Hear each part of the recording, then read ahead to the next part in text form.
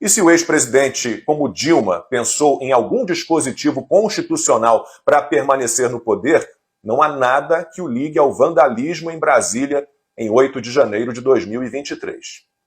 Com a eleição de Jair Bolsonaro em 2018, o STF começou a abrir uma série de inquéritos intermináveis.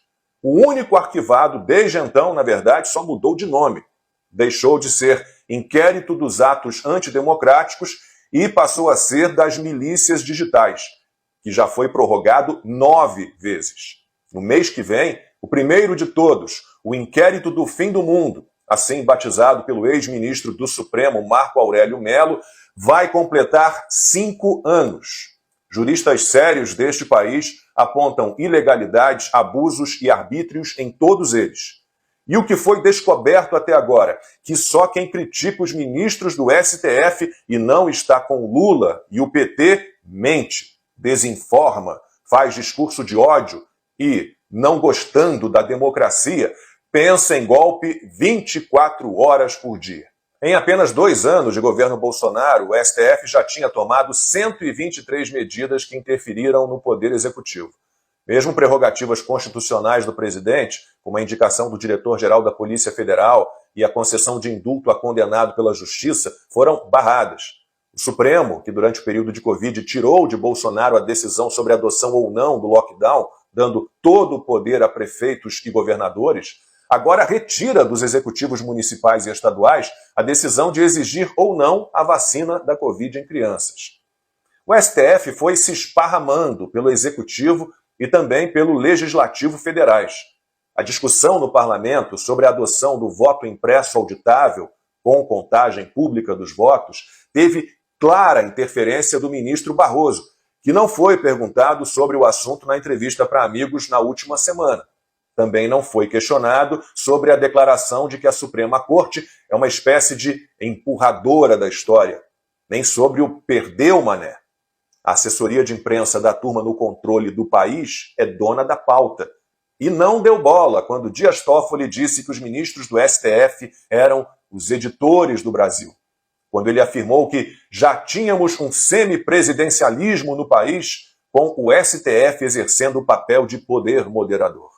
Isso tudo é bobagem. O que se deve lamentar mesmo, Barroso falou na entrevista, é a politização indevida das Forças Armadas. E, isso ele não disse, mas conclui-se, a politização do povo brasileiro. Impossível não falar do vai-vem do STF sobre a prisão após condenação em segunda instância. Impossível não falar das artimanhas para anular as condenações do Lula e do uso de mensagens hackeadas, nunca periciadas, para acusar Sérgio Moro de parcial. Como se Lula tivesse sido colocado na prisão por uma decisão exclusiva do atual senador, que agora pode perder seu mandato. Dá para chamar isso de golpe? Moro foi o responsável por isso sozinho? E os 3 juízes do TRF4 que condenaram Lula por unanimidade? E os 4 juízes do STJ que condenaram Lula por unanimidade? E os ministros do STF que negaram habeas corpus para o petista quando ele estava na prisão? Lula foi solto e liberado para concorrer à presidência da República. De novo, dá para chamar isso de golpe? E toda a campanha eleitoral, como ela deve ser tratada? Houve equilíbrio? Só um lado parecia não ter escrúpulos. Foi só coincidência o TSE ter tomado decisões quase sempre favoráveis ao PT e quase sempre desfavoráveis ao candidato do PL? Bolsonaro não podia chamar Lula de ladrão, corrupto, mostrar imagens dele, do José Genuíno, José Dirceu e Antônio Palocci sendo presos. Lula podia chamar Bolsonaro de genocida, negacionista, miliciano, fascista e conseguiu que seu concorrente não pudesse usar na campanha imagens das enormes manifestações de 7 de setembro de 2022. Ninguém podia falar da ligação de Lula com ditadores como Daniel Ortega e Nicolás Maduro.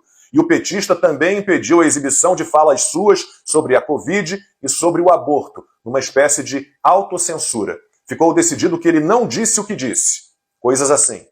Ainda bem que a natureza, contra a vontade da humanidade, criou esse monstro chamado coronavírus.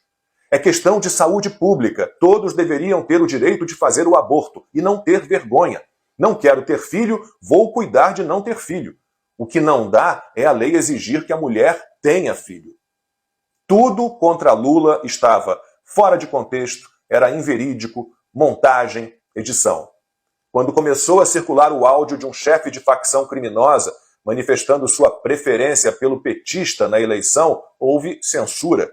E a justificativa do TSE para impedir a divulgação da gravação foi a seguinte: a notícia informava que Marcola declarava voto no petista, sendo que, por estar condenado, ele não pode votar.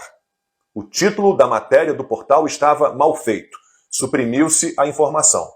Da mesma forma, a entrevista de uma senadora sobre o assassinato do prefeito petista Celso Daniel também foi censurada, assim como menções a casos de corrupção envolvendo o PT.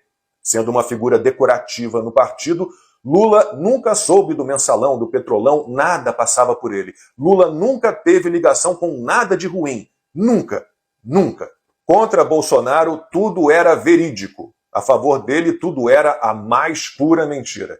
E nessa gigante onda persecutória, centenas de perfis nas redes sociais, canais em plataformas de vídeos e até veículos de imprensa tradicionais foram censurados, bloqueados ou banidos. Dá para dizer que o país foi perdendo a consciência e se curvando a um golpe? Definiram tendenciosamente os conceitos de fake news, desinformação, discurso de ódio, milícia digital, e que tudo isso sempre foi obra única e exclusiva do que chamam de extrema-direita. E foram proibidas de vez as críticas a ministros do Supremo e do TSE, como se todas elas fossem contra as instituições. E também os anseios por melhorias no sistema eletrônico de votação. Os seres supremos parecem controlar tudo. Ocuparam todos os espaços, passaram a circular com desenvoltura por eventos no mundo todo. Congressos, seminários, desfile de escola de samba. Travestido de político, Luiz Roberto Barroso esteve até no Fórum Econômico Mundial. Ninguém mais quer se limitar apenas aos autos. Ninguém quer ser reservado, discreto. Ninguém quer restringir seu convívio com empresários e políticos, mesmo que essas relações possam, eventualmente, provocar questionamentos sobre decisões jurídicas tomadas. Os ministros do STF viraram figurinha fácil em programas e noticiários dos canais de televisão companheiros.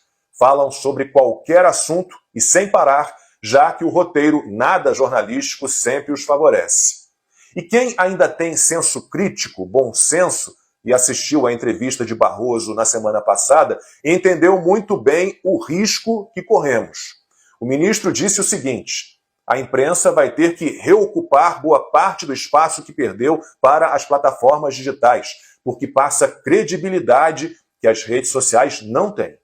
Isso agora é democracia, com censura às mídias digitais e a devolução do monopólio da informação, da propriedade da verdade aos veículos tradicionais, que nunca mentiram, erraram, se equivocaram, barraram o debate, militaram politicamente. Temos muito a agradecer aos salvadores da pátria, aqueles que restabeleceram a democracia. Os que discordam deles, esses sim, são todos golpistas.